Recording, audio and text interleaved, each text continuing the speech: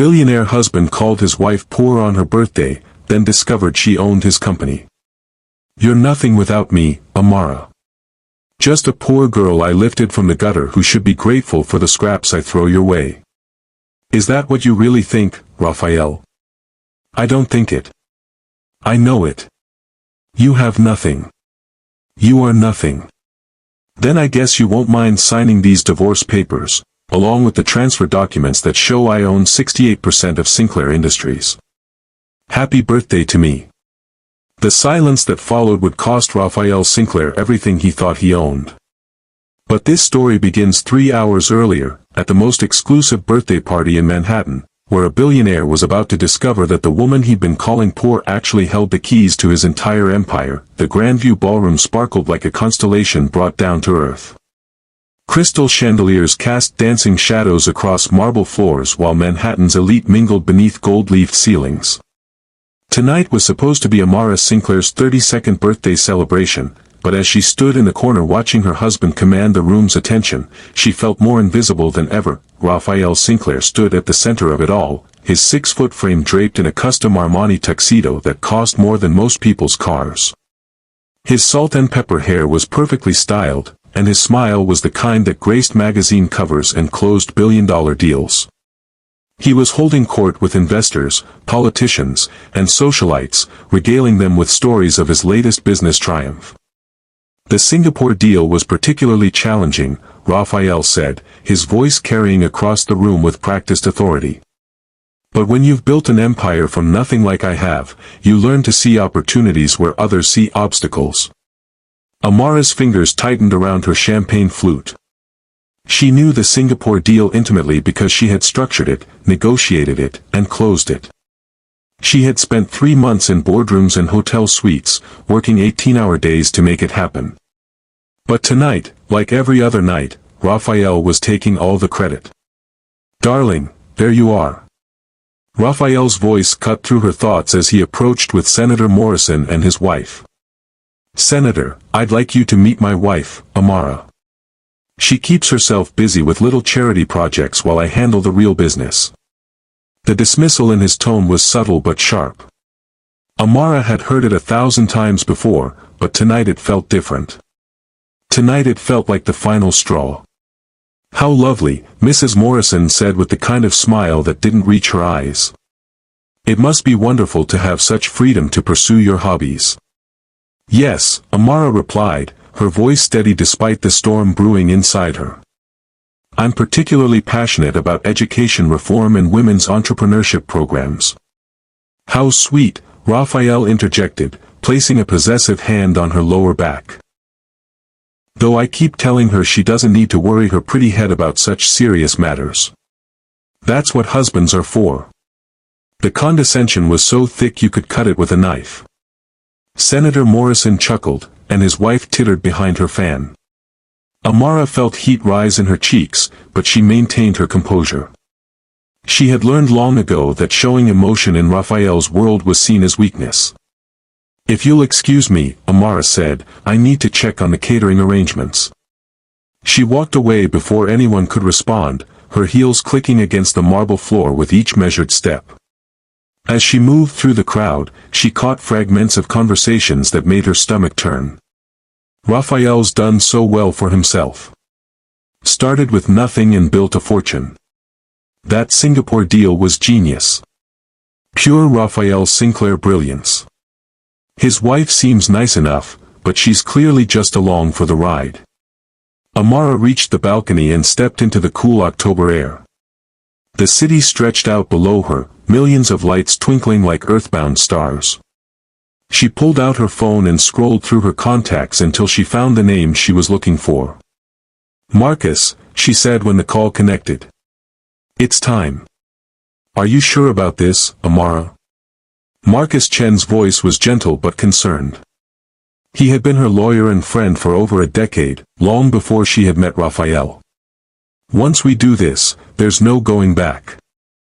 I've never been more sure of anything in my life, Amara replied. How long will it take? I can have the papers ready in 2 hours. But Amara, are you prepared for what comes next? Raphael isn't going to take this lying down. Amara looked back through the glass doors at her husband, who was now posing for photos with the mayor. Let me worry about Raphael. Just make sure everything is airtight. It will be.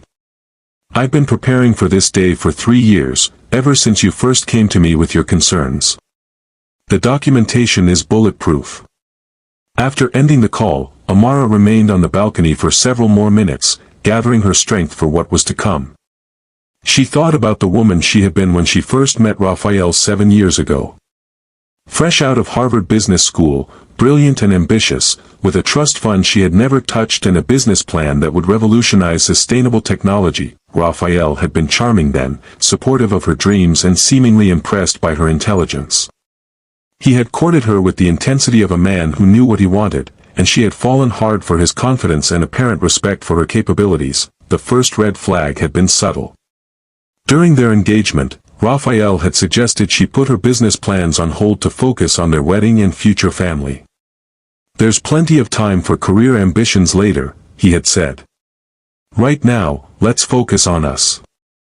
She had agreed, thinking it was romantic that he wanted to prioritize their relationship. The second red flag came during their honeymoon, when Raphael had casually mentioned that he was facing some cash flow problems with his fledgling company. Nothing serious, he had assured her. Just a temporary setback. I hate to ask, but could you help me out? Just until I get back on my feet. The amount he needed was substantial, but Amara had the resources. Her grandmother's trust fund had matured when she turned 25, leaving her with a considerable fortune that she had invested wisely.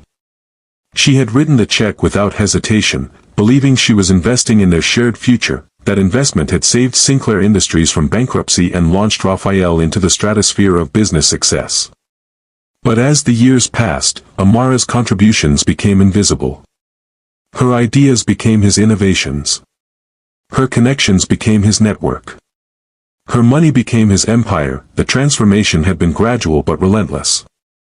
Raphael began dismissing her opinions in private, then in public. He started making decisions about their life without consulting her. He took credit for successes that were built on her foundation and blamed her for any setbacks. The final insult had come 6 months ago when Amara discovered that Raphael was having an affair with his 24-year-old assistant, Victoria. She had confronted him, and his response had been devastating. What did you expect, Amara?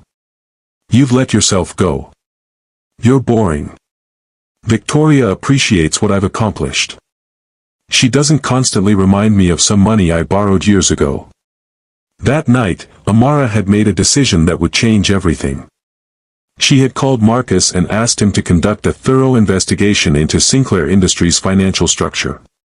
What he discovered had been both shocking and vindicating. Amara, you need to see this, Marcus had said during their clandestine meeting at a small cafe in Brooklyn. The money you gave Raphael wasn't a loan or a gift.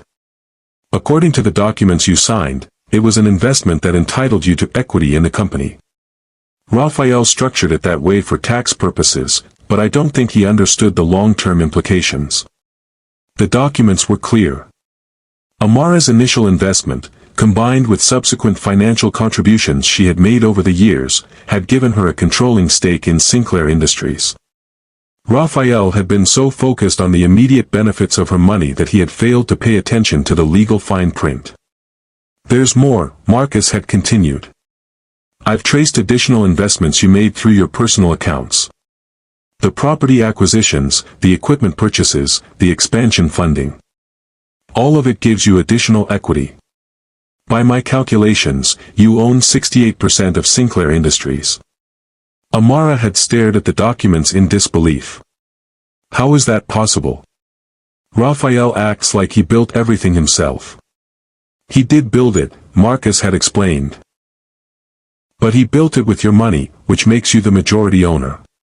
The question is, what do you want to do about it?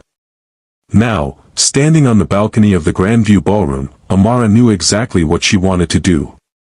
She was going to take back everything that was rightfully hers, and she was going to do it tonight, in front of everyone who had watched Raphael diminish her for years. She walked back into the ballroom with renewed purpose.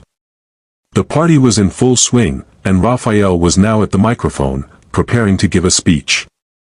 Amara positioned herself near the back of the room, where she could observe without being noticed. "Ladies and gentlemen," Raphael began, his voice booming through the sound system.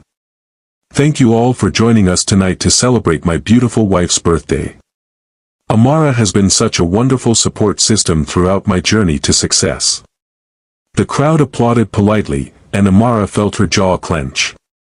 Even on her birthday, Raphael couldn't resist making himself the center of attention. "When I started Sinclair Industries 7 years ago," Raphael continued, "I had nothing but a dream and the determination to make it reality.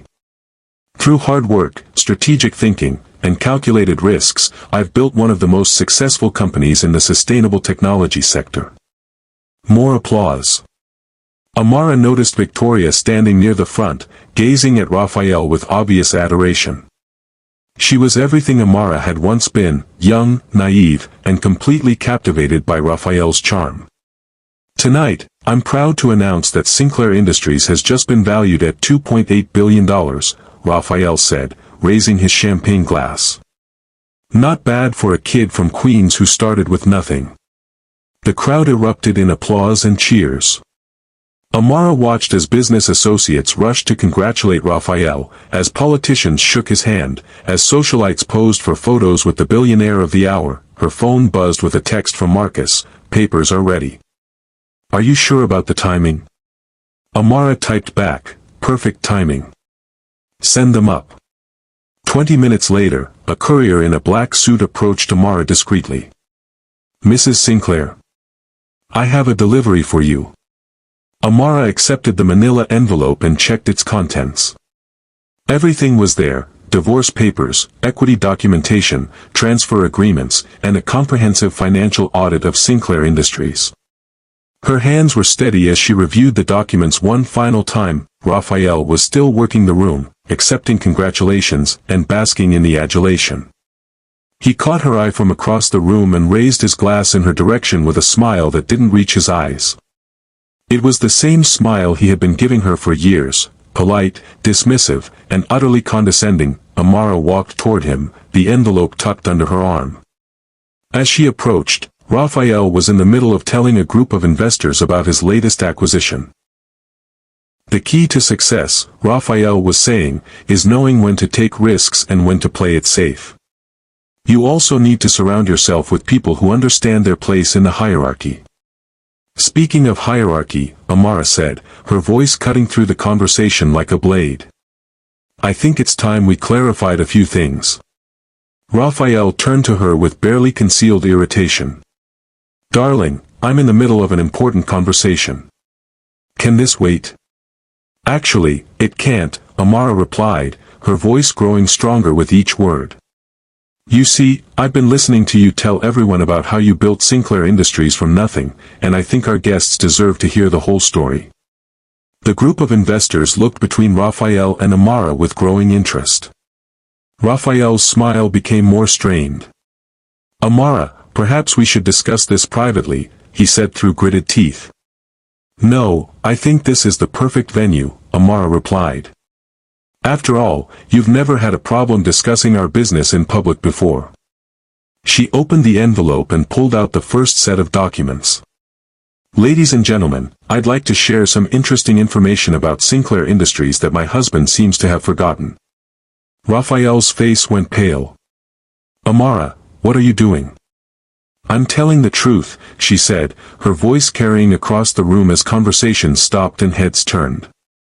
7 years ago, when Raphael started Sinclair Industries, he didn't actually start with nothing. He started with a $15 million investment from his new wife. Me. A murmur rippled through the crowd. Raphael stepped closer to Amara, his voice low and threatening. "Stop this right now." "But that was just the beginning," Amara continued, ignoring his warning. "Over the next 7 years, I provided additional funding for expansion, equipment, property acquisitions, and operational costs. In total, I invested over $200 million in Sinclair Industries." The murmur became a buzz of shocked whispers. Raphael's face was now red with anger and embarrassment. "You're making a scene," he hissed. "These are private matters." "Private?" Amara laughed, and the sound was sharp and bitter. "You've spent 7 years publicly taking credit for achievements built on my money. I think it's time for some public accountability." She held up the financial documents. "According to these legal papers, my investments weren't gifts or loans. They were equity purchases that gave me ownership stakes in the company. Specifically, they gave me a controlling interest." The room had gone completely silent now. Even the waitstaff had stopped moving, sensing the drama unfolding. "Ladies and gentlemen," Amara announced, her voice clear and strong, "I am the majority owner of Sinclair Industries. I own 68% of the company that my husband has been claiming he built from nothing." The silence that followed was deafening. Raphael stared at her with a mixture of shock, rage, and disbelief. "That's impossible," he said, but his voice lacked conviction. "Is it?" Amara pulled out more documents. "Here are the original investment agreements. Here are the bank records. Here are the equity calculations prepared by Morrison, Chen and Associates, one of the most respected law firms in the city." She turned to address the crowd directly. "For 7 years, I've watched my husband take credit for my contributions. I've listened to him dismiss me as a trophy wife who doesn't understand business. I've endured his condescension, his affairs, and his complete lack of respect for the woman who made his success possible." Raphael grabbed her arm. "Enough. We're leaving." Amara pulled away from him. "No, Raphael. I'm not leaving. This is my party, funded by my money, celebrating the birthday of the woman who actually owns the company you've been bragging about all night." She pulled out the final set of documents. "These are divorce papers. I'm filing for dissolution of our marriage and demanding my rightful control of Sinclair Industries." The crowd erupted in shocked gasps and excited chatter. Camera phones appeared as guests began recording the confrontation. Raphael looked around desperately, realizing that his carefully constructed image was crumbling in real time. "You can't do this," he said, his voice breaking. "I built this company. I made it what it is." "You built it with my money," Amara replied. "You made it successful using my connections, my ideas, and my financial backing. The only thing you built on your own was a reputation for taking credit where none was due." Senator Morrison stepped forward, his political instincts kicking in. "Perhaps we should give you two some privacy to work this out." "There's nothing to work out," Amara said firmly. "The documents are clear, the law is on my side, and I'm done being invisible in my own life." She turned back to Raphael, who was now visibly shaking with rage and humiliation. "You want to know what I think, Raphael? I think you're about to learn what it really means to have nothing." The confrontation was far from over, but Amara had fired the first shot in what would become the most expensive divorce in New York history. As she stood there, surrounded by the shocked faces of Manhattan's elite, she felt something she hadn't experienced in years, the intoxicating rush of taking control of her own destiny. What happens next will determine not just the fate of a marriage, but the future of a billion-dollar empire built on lies, deception, and the systematic erasure of the woman who made it all possible. But before we continue with this explosive confrontation, I want to ask you something. Have you ever felt invisible in your own life? Have you ever watched someone else take credit for your hard work? Let me know in the comments below, and don't forget to subscribe because this story is about to get even more intense. The ballroom had transformed from an elegant celebration into the epicenter of Manhattan's most explosive scandal. Guests stood frozen, their champagne glasses forgotten as they witnessed the systematic destruction of Raphael Sinclair's carefully crafted empire. The man who had entered the evening as a celebrated billionaire was now staring at documents that proved he was nothing more than a well-dressed fraud. "This is insane," Raphael said, his voice cracking as he grabbed the papers from Amara's hands. "These documents are fake. This is some kind of elaborate setup." Amara remained calm, her years of enduring his gaslighting having prepared her for this moment. Call Marcus Chen if you want verification. Better yet, call your own lawyers. I'm sure they'll be very interested to learn how you've been misrepresenting the ownership structure of your company to investors. The mention of investors sent a visible shudder through Raphael. Several of the men who had been congratulating him moments earlier were now whispering urgently among themselves, their faces etched with concern.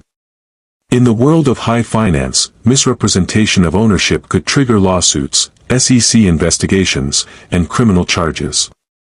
Mr. Sinclair, said James Rothschild, a prominent venture capitalist who had invested heavily in Sinclair Industries. I think we need to have a serious conversation about the representations you made during our due diligence process. James, please, Raphael said, desperation creeping into his voice. This is a domestic dispute. It has nothing to do with business. Doesn't it? Amara interjected. When you told Mr. Rothschild that you were the sole owner of Sinclair Industries, was that not a business representation? When you signed documents claiming full ownership of assets that actually belonged to me, was that not fraud? The word fraud hung in the air like a toxic cloud. Several guests began moving toward the exits, sensing that they were witnessing something that could have serious legal ramifications. Others pulled out their phones, either to call their lawyers or to capture more footage of the unfolding drama. Victoria, Raphael's young assistant and mistress, pushed through the crowd toward him. Raphael, what's happening? I don't understand. Amara looked at the young woman with a mixture of pity and contempt. What's happening, Victoria, is that you've been sleeping with a man who doesn't actually own the company he claims to have built. Congratulations, you're dating an employee. Victoria's face went white. That's not possible. Raphael is a billionaire. He owns everything. Raphael owns nothing, Amara said, her voice cutting through the room like a scalpel. The penthouse apartment? Mine. The Hampton estate? Mine. The yacht? Mine. The private jet? Mine. Even the Maserati he bought you last month? Purchased with my money, which makes it mine too. The revelation hit Victoria like a physical blow. She staggered backward, her hand flying to her mouth. Raphael, tell her she's lying. Raphael couldn't meet her eyes. The fight had gone out of him as the full scope of his situation became clear. He wasn't just losing his wife, he was losing everything he had spent 7 years building his identity around. The prenup, he said suddenly, grasping at straws. We have a prenuptial agreement. You can't just take everything. Amara smiled, and it was the coldest expression anyone in that room had ever seen. The prenup protects assets we brought into the marriage separately. Since Sinclair Industries was built entirely with my money after our wedding, it's considered marital property. Property that I can prove I funded and therefore own. Marcus Chen appeared at Amara's side as if summoned by magic. He was a small, precise man in his 50s, with the kind of quiet confidence that came from never losing a case that mattered. Good evening, everyone, Marcus said, his voice carrying easily through the silent ballroom. I'm Marcus Chen, Mrs. Sinclair's attorney. I have additional documentation here that might interest those of you who have business relationships with Sinclair Industries. He opened his briefcase and pulled out a thick folder. These are certified copies of all financial transactions between Mrs. Sinclair and Sinclair Industries over the past 7 years. Bank records, wire transfers, investment agreements, and equity calculations. Everything has been verified by 3 independent accounting firms. Raphael lunged forward, trying to grab the documents. You can't distribute confidential business information. Actually, I can, Marcus replied calmly. Mrs. Sinclair is the majority owner of the company. She has every right to share information about her own business with potential stakeholders. The implications hit the room like a tsunami. If Amara truly owned 68% of Sinclair Industries, then every contract, every partnership agreement, every investment deal that Raphael had signed was potentially invalid. The legal ramifications could destroy not just Raphael, but everyone who had done business with him. Ladies and gentlemen, Amara announced, her voice carrying the authority of someone who had finally claimed her power. I want to assure you that Sinclair Industries will continue to operate normally during this transition. However, there will be some significant changes in leadership and direction. She paused, letting the weight of her words sink in. Effective immediately, Raphael Sinclair is terminated from his position as CEO of Sinclair Industries. I will be assuming direct control of all operations. The gasps and murmurs that followed were almost deafening. Raphael's face went from red to purple as the full scope of his humiliation became clear. You can't fire me from my own company, he sputtered. It's not your company, Amara replied. It never was. You were an employee who got too comfortable taking credit for the boss's work. Senator Morrison, who had been watching the proceedings with the calculating eye of a career politician, stepped forward. Mrs. Sinclair, perhaps we could discuss this matter more privately. I'm sure there's a way to resolve this situation that benefits everyone. Amara turned to face the senator, and her expression was pure steel. Senator, with all due respect, this isn't a political negotiation.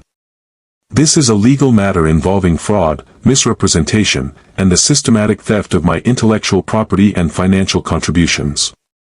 She gestured to the crowd of shocked onlookers. Everyone in this room has heard Raphael claim credit for building Sinclair Industries from nothing. They've heard him dismiss me as a trophy wife who doesn't understand business. They've watched him parade his mistress around while treating his wife like an accessory. Her voice grew stronger with each word. Well, now they know the truth. The self-made billionaire is actually a con artist who built his empire on his wife's money and then spent 7 years gaslighting her into believing she was worthless. Victoria, who had been standing in stunned silence, suddenly found her voice. This is crazy. Raphael loves me. He's going to leave his wife for me. We have plans. Amara laughed, and the sound was sharp and bitter. Plans? What plans could you possibly have with a man who's about to lose everything? Unless you have a few $100 million hidden away, your sugar daddy just became a pauper. The cruelty of the statement wasn't lost on anyone in the room, but after 7 years of enduring Raphael's emotional abuse, Amara felt entitled to a moment of vindictive satisfaction. Raphael, meanwhile, was frantically scrolling through his phone, presumably calling his lawyers. When someone finally answered, his voice was desperate and pleading. David, it's Raphael. I need you at the Grandview Ballroom immediately. Bring the partnership agreements and the corporate documents. Everything. My wife has lost her mind and she's making insane claims about owning my company. He paused, listening to the response, and his face grew even paler. What do you mean you can't discuss it over the phone? David, I'm telling you, this is an emergency. Marcus Chen approached Raphael with a business card. Mr. Sinclair, you're going to need independent legal representation. I'd recommend calling someone tonight, because Mrs. Sinclair will be filing for an emergency injunction tomorrow morning to freeze all company assets pending the resolution of this matter. The business card fell from Raphael's trembling fingers. An asset freeze would mean he couldn't access company funds, couldn't make business decisions, and couldn't even pay his personal expenses if they were tied to Sinclair Industries accounts. You're destroying everything, Raphael said, his voice breaking. 7 years of work, gone. All of our employees, our investors, our partners. You're going to ruin thousands of lives just to get back at me. Amara's expression softened slightly, but her resolve remained firm. I'm not destroying anything, Raphael. I'm taking back what was always mine. The company will be fine under proper leadership. The employees will keep their jobs. The investors will get better returns. The only person being ruined here is you, and you did that to yourself. She turned to address the crowd one final time. Ladies and gentlemen, I apologize for the disruption to what was supposed to be a celebration. However, I felt it was important that you all understand the true nature of the man you've been doing business with. She held up the divorce papers. These documents will be filed first thing Monday morning. The asset freeze will follow immediately. Anyone who has contracts or agreements with Sinclair Industries should contact my attorney to ensure a smooth transition." As if on cue, several guests began approaching Marcus Chen, clearly concerned about their business relationships with the company. The networking that had been focused on Raphael all evening was now redirecting toward Amara, the newly revealed power behind the throne. Raphael watched in horror as his world collapsed around him. The investors who had been praising his genius were now treating him like a pariah. The politicians who had been courting his donations were suddenly unavailable for conversation. Even the socialites who had been fawning over him were now whispering behind their hands and shooting him looks of disgust. "This isn't over," Raphael said, his voice low and threatening as he approached Amara. "I'll fight this. I'll prove that you're lying. I'll destroy you before I let you take everything I've worked for." Amara looked at him with the kind of pity usually reserved for wounded animals. "Raphael, you still don't understand, do you? You didn't work for any of this. You schemed for it.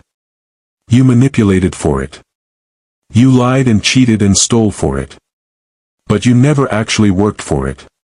She gestured around the opulent ballroom. "This party, this lifestyle, this entire facade of success was built on my money and my work.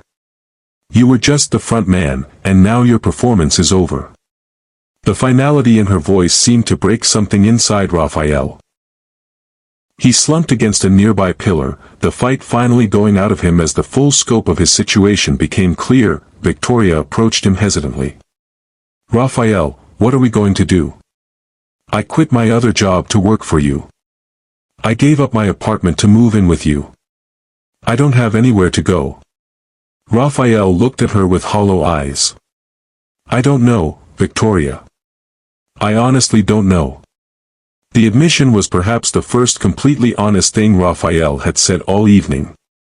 For 7 years, he had lived in a fantasy world where he was the brilliant entrepreneur who had built an empire through his own genius and determination. The reality that he was nothing more than a well-dressed embezzler was too devastating to process. Amara watched the exchange with a mixture of satisfaction and sadness. She had loved Raphael once, or at least she had loved the man she thought he was. Seeing him broken and defeated should have felt like victory, but instead it felt like the end of a very long, very painful chapter of her life. "The car is waiting outside," Marcus said quietly. "Are you ready to go?" Amara nodded, then turned to face the crowd one last time. "Thank you all for coming tonight. I hope you'll remember this evening not as the destruction of a marriage, but as the birth of a new era for Sinclair Industries. An era built on honesty, integrity, and the recognition that success belongs to those who actually earn it." She walked toward the exit with her head held high, Marcus at her side and the divorce papers tucked under her arm. Behind her, she could hear the buzz of excited conversation as Manhattan's elite processed what they had just witnessed. As they reached the ballroom doors, Amara paused and looked back one final time. Raphael was still slumped against the pillar, Victoria crying beside him, while the guests who had been celebrating his success just hours earlier now treated him like a cautionary tale. "Any regrets?" Marcus asked quietly. Amara considered the question for a moment, then shook her head. "Only that it took me 7 years to find the courage to do this." They walked out into the cool October night, leaving behind the wreckage of Raphael's empire and the birth of Amara's liberation. The woman who had entered the Grandview ballroom as an invisible trophy wife was leaving as the owner of a billion-dollar company and the architect of one of the most spectacular downfalls in New York business history. But this story doesn't end with Amara's victory. In the weeks that followed, Raphael would attempt a desperate comeback that would expose even darker secrets about his past. Victoria would make a shocking discovery that would change everything.